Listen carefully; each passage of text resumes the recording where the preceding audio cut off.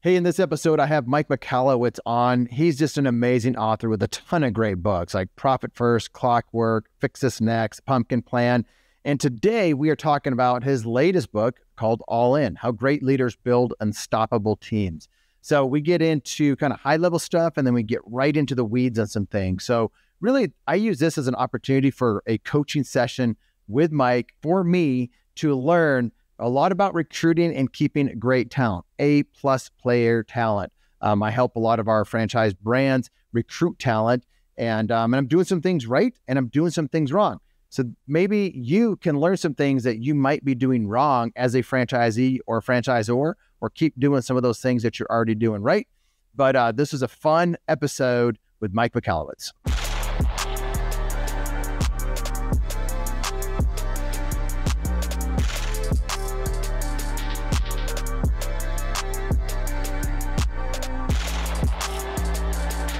Representing Franchise Secrets, Erik Von Horn.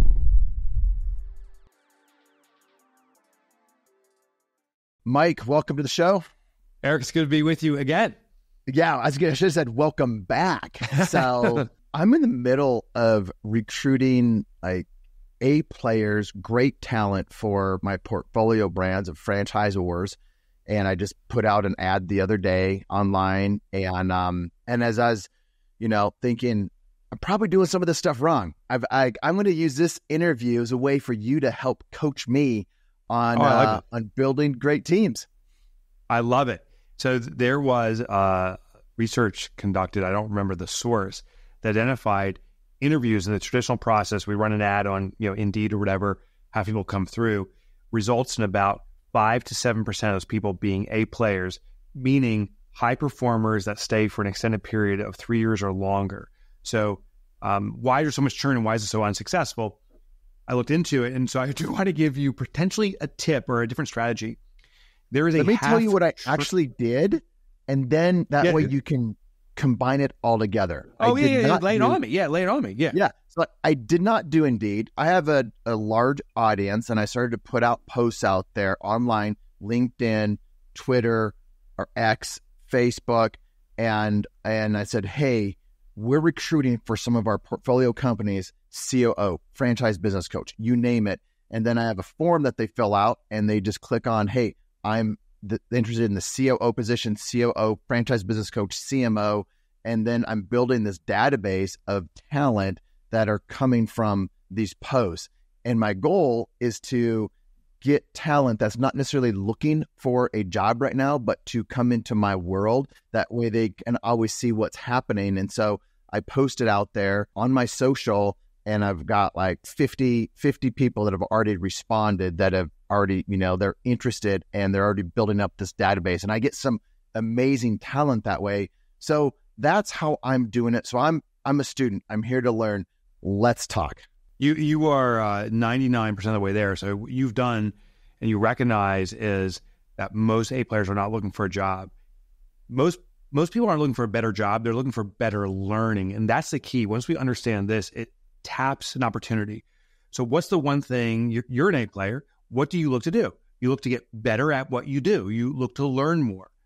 So the greatest companies in recruiting will put on educational events for A players. So it's not, hey, we have a position to be filled. I'm not looking for a new position. I'm looking for new education. I'll give you an example. There is a $500 billion industry that does this.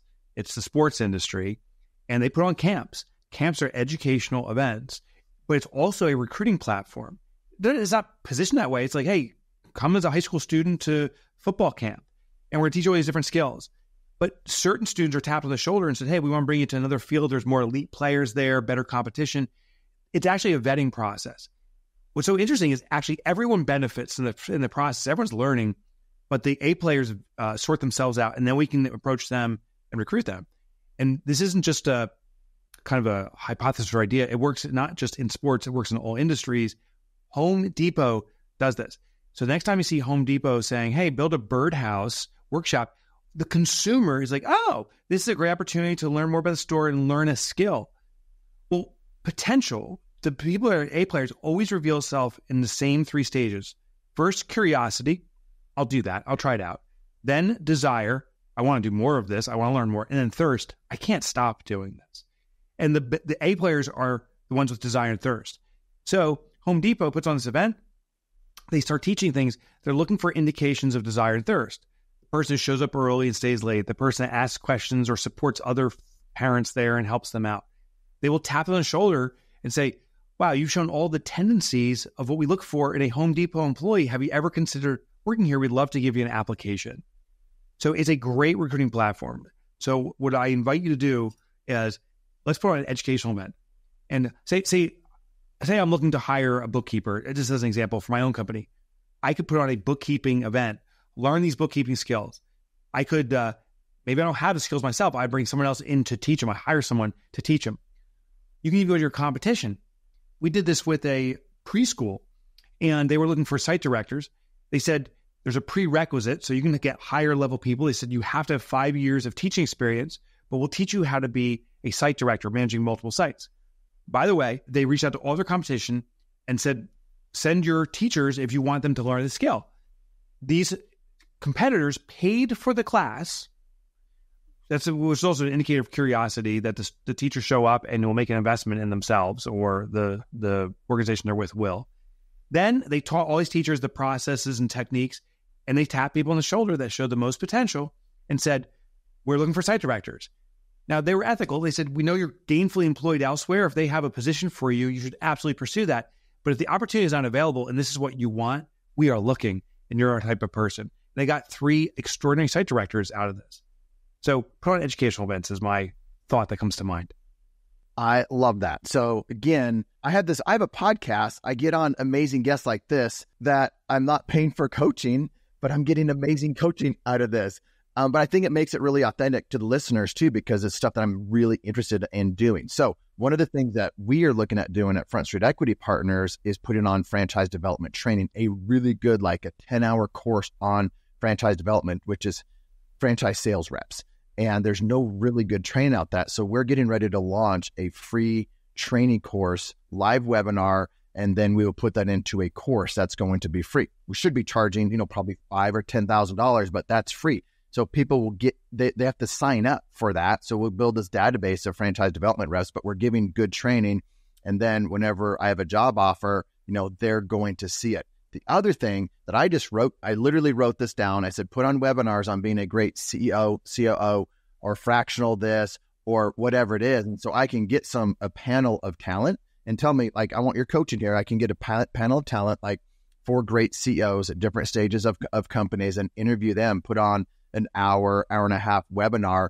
And then I can have that on my website and just share that with people. But that's training, and people will want their CEO. So I want it to be so good that brands will want their COOs and CMOs and whoever to watch that. And again, it Brilliant. Just gets people into my world. So what do you think about that? I love the idea because you'll attract people that are curious. I would also invite you to do it with some specificity. So instead of a great CEO, how a CEO manages a strategic merger and acquisition with a 6-month time frame. When you give specificity like that, now you will start recruiting the most elite talent. Because if I said, hey, learn how to be a great CEO, I bet you I wouldn't attract you, Erik. You already are. You already qualify. But if I say, learn how CEOs can negotiate long-term partnerships for inevitable sale of an organization, that may be a skill that you don't have or haven't experienced yet. I may attract you. And you're the guy I want. Then my job as I'm teaching this is also to be giving you a great education, but marking who's the most engaged. Because that's the person raising their hand basically saying, I have the most potential. Most people won't be looking for a job, and that's okay. That's okay, because you don't have to engage them now, but you can also approach them and say, listen, we have an opportunity, and we know you're not looking for a job. That's the type of people we're looking for. It's interesting, this study that talked about interviews and why they struggle in the traditional sense is the vast majority of candidates are actively looking for a job. So they may not be A players. Most A players aren't looking for jobs that get pulled. The second thing is they're going to say what you want to hear so they can get the job, because that is their motivation. An A player is not trying to convince you, they're trying to serve themselves. So it's a much more better measurement of someone's potential. Attention, franchisors and franchisees. There are 2 really important resources that I want to share with you that will help you avoid costly mistakes and increase your enterprise value. The first is our free Facebook group. It's a community that has over 4,000 franchisees and franchisors in it. When somebody asks a question, they get honest and authentic answers from multiple perspectives. You can join the group for free over at franchisesecrets.com/Facebook. The second resource I want to share with you is if you're a franchisee and you want to be around a community of successful Zs and other brands and in other industries, this is why I created the Franchisee Mastermind. If you want access to the best single and multi-unit owners to know what they're doing, or if you want to be around other multi-brand owners, then you'll want to check out my Franchisee Mastermind. The reason why people join is they want access to my Rolodex, my connections, to each other. They want a shortcut success, both short-term and long-term. Links will be in the show notes or at scalablefranchise.com.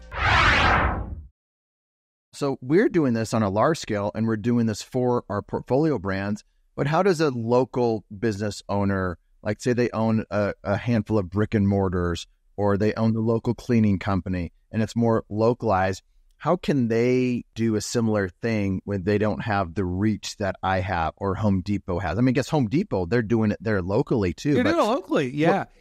So sometimes your best potential employee base is your customer base. So say I have a small cleaning business. I could say, learn the strategy to, have a hermetically sealed home. I don't know, whatever, but some specific terms around deep cleaning or something. So don't say learn how to clean at home. Learn a specific skill to remove all bacteria. Then reach out to client base and say, we're putting this on as a free training. That's what Home Depot does.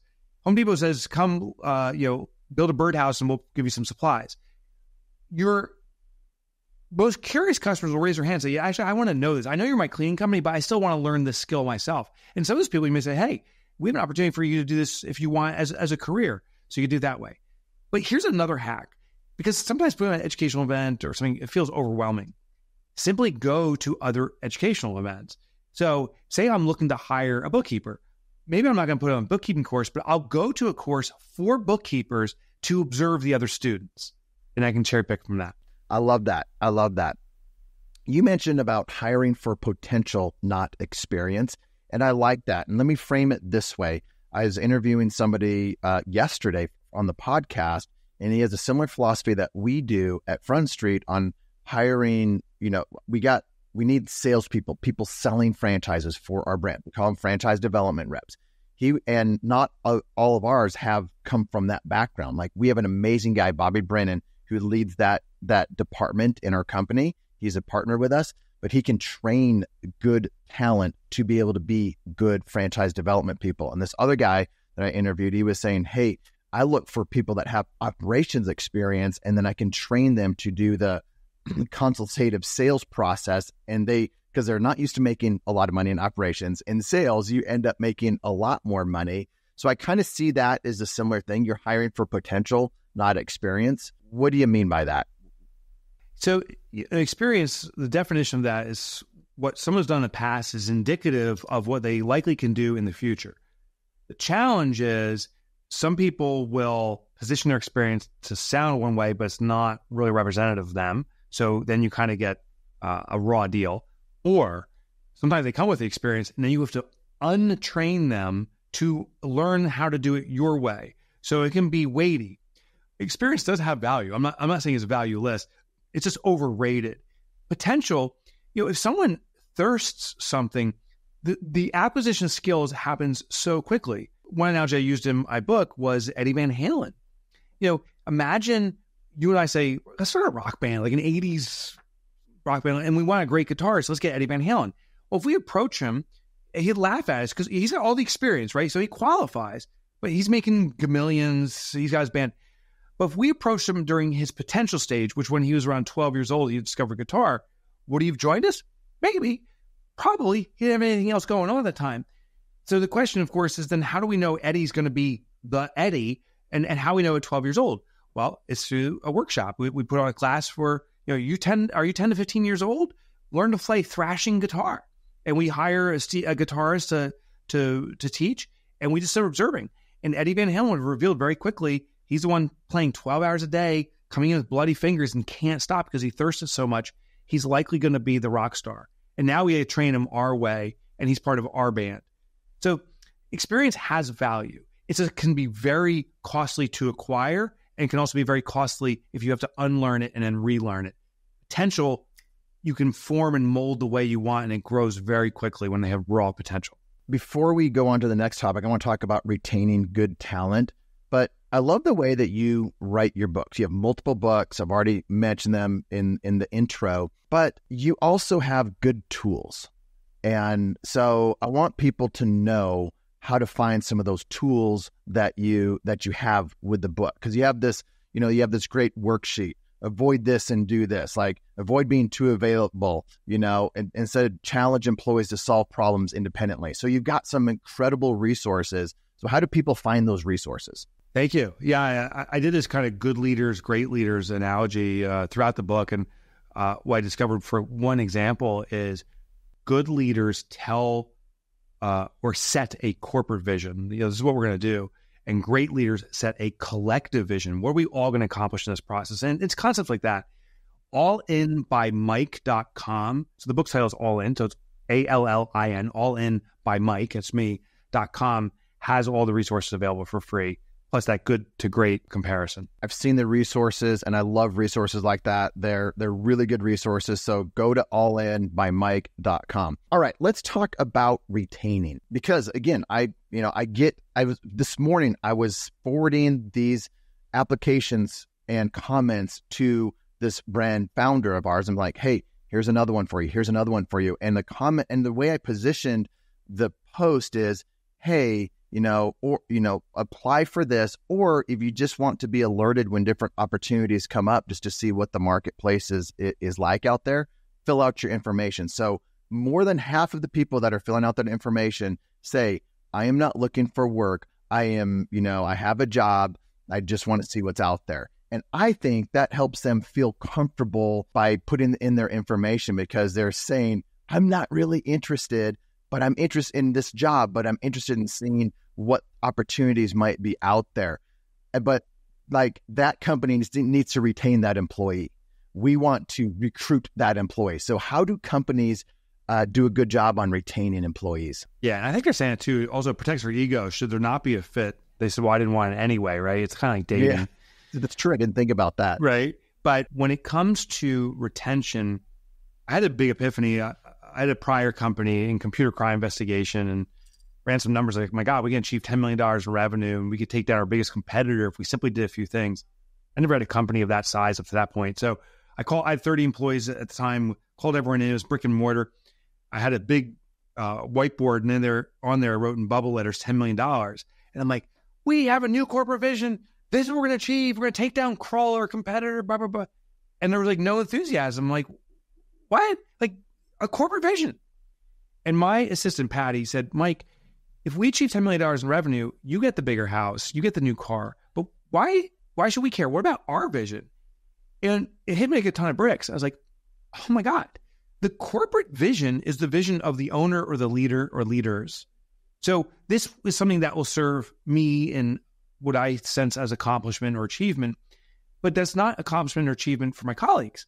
I need to know what theirs is or are. And I started to meet with my team. Today, our business here, I know one person's looking to buy a new house. Someone's actually trying to learn Spanish. Another person is fighting a terminal disease. And there's all these different desires that we're looking to achieve in our lives. And it's like, oh, those are of equal importance to the corporate vision, because that's simply my vision. They all have to be on the equal footing.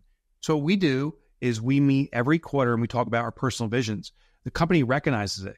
Now, this is not a Make-A-Wish Foundation. We don't say, well, hey, we'll buy you a house. Oh, we'll learn, we'll learn Spanish through us. But their vision is the most critical thing to them. So it's always the forefront of our conversations. How are you doing on looking for that house? Is there anything blocking and tackling we can do? Can we make introductions to real estate agents we know, or something like that? And by doing that, they put my vision, the corporate vision, on the pedestal too. It's called reciprocity. Outside my office here, there's a tree kind of similar to this one you see behind me, but it's on the other side, and it's barren of leaves. But every time we achieve a personal vision, we fill out that leaf and put it up there, these paper leaves. Now that tree is in total bloom. There's hundreds of things that have been accomplished. quote unquote big and small. And the reason I'm doing air quotes around big and small is every individual, whatever our vision is, it's all big, it's all relevant. And that triggers retention because now the company really cares about the individual because we're caring about the individual's vision and dreams. And they'll care for the company's visions and dreams in response. So as soon as you started to tell that story, you said, I believe it was your assistant, Patty. Is that right? Yeah, Patty Zanelli, yeah. And what was it about your relationship, your leadership that led her to feel comfortable sharing that with you and then you responding with action on that? Yeah, that's a great question. As I think about it right now, I think there was two things. One is, as a owner of that business, there was nothing that was, quote unquote, beneath me. I was rank and file too. So I didn't say, oh, that's not my job. So Patty would see me scrubbing the toilets and so forth. We had 30 employees at the time. I was doing whatever it took to get the job done. So she felt comfortable that I was approachable. The second thing is encouraging candid conversation. Asking when I mess up, can you tell me? And seeking it out because it's still intimidating. I remember once, and this was actually a very defining moment. We had a corporate event. We split the teams into 15 people and 15 people. I was leading one of the teams, and it was, they call it orienteering or something. You're basically put in the woods, blindfolded, and you got to find your way out and find a flag on the path. Well, I heard the instructions, and I'm like, we got to move because we're racing their team. We found the flag. We got out, and I'm like, we just won. And the guide said, that's the wrong flag. You grabbed the other team's flag. I missed the instructions. And Patty said, oh, I knew you messed that up. I said, well, why didn't you tell me? She's like, you were so confident this was the right flag. I questioned myself. Because that day forward, I said, holy cow, I got to be asking, is there something I'm not hearing or seeing from Patty? And that started building this rapport that she felt confident in telling me what I didn't see. I love that. What advice would you have to owners right now out there that are the Mike before the grabbing the wrong flag, that don't see that? I would challenge you to actually leave the business for a period of time, like take a vacation. And it's not because you need a vacation as much as the business needs a vacation from you. We don't realize how much energy and direction and authority we're asserting into the business unintentionally. And by removing ourselves from the business for an extended period, it allows our team to start managing it. Now, if that terrifies you, that's also an indicator you really got to get the hell out of there, because that means the business is being crutched along by you if you can't afford to leave. So take an extended vacation. I now take a 4-week vacation every year. I've been doing it for 6 years now, every single year. And when I came back after the first vacation, I asked my team, I said, how was it without me being here? They said, you're a nice guy, Mike. We miss you, but my God, we felt empowered. We were in charge. We saw that you actually trust us. And it changed the dynamic of the dialogue. It's a much more balanced dialogue. I love that. Thanks for sharing that. So we got recruit, retain. What's next? Yeah, so the last really category is raise the bar. How do you get people to act like owners? It's the most common question I get.